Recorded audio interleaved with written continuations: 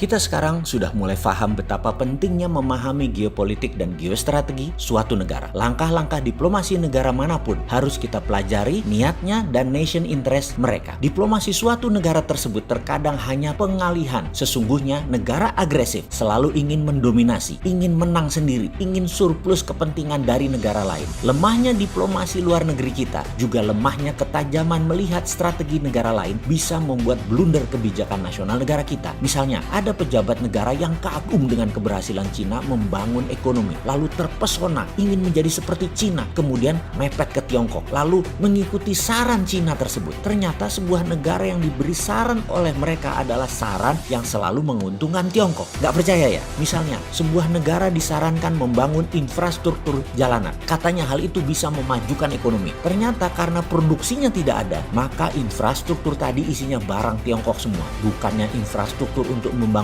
ekonomi negara, tetapi malah menjadi perpanjangan infrastruktur Tiongkok. Bahasa militernya adalah extended quasi territory. Ini adalah bagian dari kolonialisasi 5.0 yang ada dalam buku terbaru Joseph Nye bernama Shah Power. Ini semua dirincikan. Tapi mungkin pejabat banyak yang nggak baca dan banyak lupa karena siraman cuan yang deras ke kantong mereka melalaikan nasionalisme. Video ini menuduh atau tendensius? Sabar, ikuti sampai tuntas. Setelah ini, kita rincikan strategi membangun ekonomi Indonesia ke depan dengan membuka tabir apa rahasia di balik pertumbuhan ekonomi di Tiongkok yang cepat itu. Setelah kita membuka strategi double currency-nya renminbi dan yuan, di mana uang adalah darahnya ekonomi, banking adalah urat nadinya ekonomi, maka rahasia satu lagi ini adalah rahasia membangun Cina hingga Cina memiliki pertumbuhan yang mengerikan seperti saat ini. Apa itu? Sebelum kita menjawab, maka sebaiknya kita pahami dulu tentang global supply chain yang saat ini dilakukan kaum globalis. Negara di bawah hegemoni barat punya kekuatan ekonomi bersama yang namanya global supply chain. Awalnya sederhana, yaitu ingin membuat produk menjadi termurah dan terbaik. Keren ya? Oke, kita lanjut. Setiap negara punya competitive advantage terhadap suatu produk. Jadi global supply chain itu selain pemerataan rezeki sesama negara hegemoni, juga kesannya mencari barang murah dan terbaik. Produk jadi borderless dan menjadi saling ketergantungan, dan dengan kerumitannya perdagangan tadi membuat semua tergantung dengan dolar.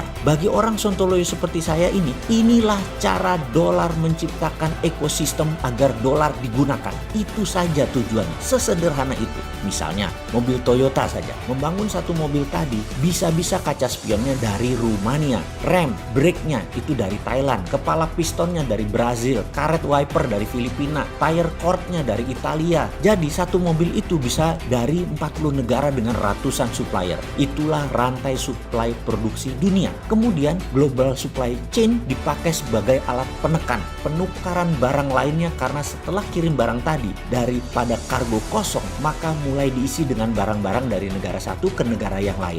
Lihat aja alur logistik ini semua, dan sengaja diciptakan agar menjadi ketergantungan dan sulit dirunut urai lagi. Dunia memang sengaja dibuat ribet agar ekosistem tidak bisa dibongkar sehingga dolar terus berkuasa. Kembali ke cerita awal, apa yang membuat ekonomi Cina kuat setelah menggunakan dua mata uang dan banking system, yaitu UKM yang dibuatkan rantai produksinya.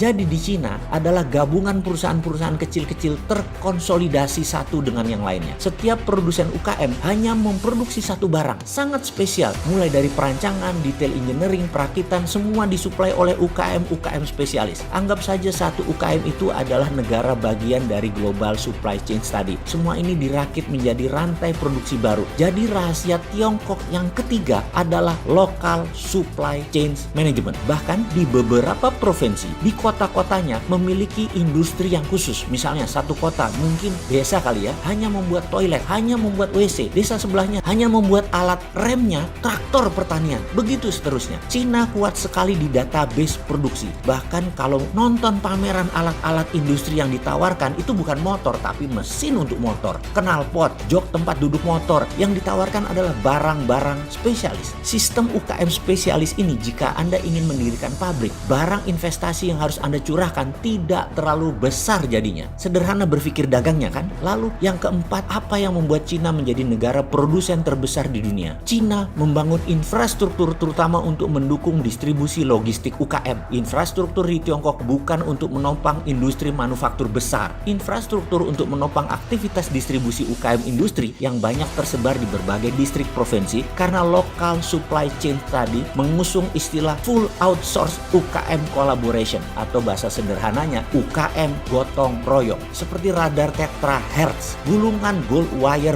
bondingnya atau kawat senar emasnya yang ukurannya setipis rambut yang menjadi komponen krusial utama hanya bisa dilakukan handmade dan manual oleh tangan-tangan terampil dan tekun yang menjadi karakter utama karyawan UKM karena salah gulung atau salah solder sedikit aja pasti gagal. Etos kerja tinggi, tangan terampil karena master di satu bidang dan ketekunan ini tidak dimiliki oleh industri di dunia barat. Kedepan ada baiknya UKM Indonesia memfokuskan menjadi negara produsen berbasis natural resources dan turunannya yang diatur oleh local supply chains-nya karena hal ini merupakan kekuatan ekonomi Indonesia. Jadi jelasnya tiru strateginya bukan ikuti maunya.